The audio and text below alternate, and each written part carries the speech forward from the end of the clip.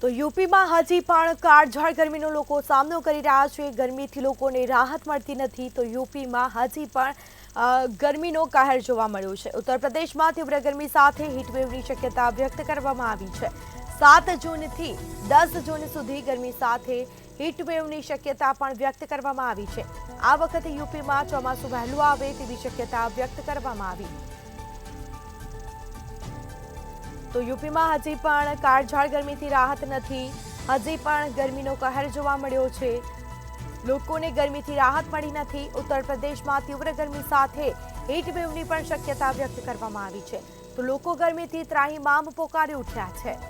7 જૂનથી 10 જૂન સુધી ગરમી સાથે હીટવેવની પણ શક્યતા વ્યક્ત કરવામાં આવી છે।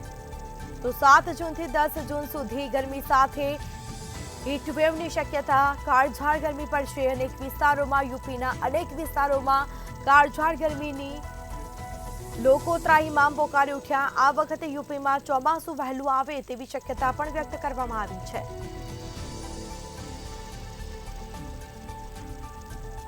તો ઉત્તર પ્રદેશમાં તીવ્ર ગરમી સાથે હીટવેવની પણ શક્યતા વ્યક્ત કરવામાં આવી છે। યુપીમાં હજી પણ ગરમીનો લોકો સામનો કરી રહ્યા છે। કાળઝાળ ગરમી વરસી રહી છે। ગરમીનો કહેર છે તે યથાવત જોવા મળ્યો છે। યુપીમાં કાળઝાળ ગરમીથી લોકો ત્રાહિમામ પોકારી ઉઠ્યા છે।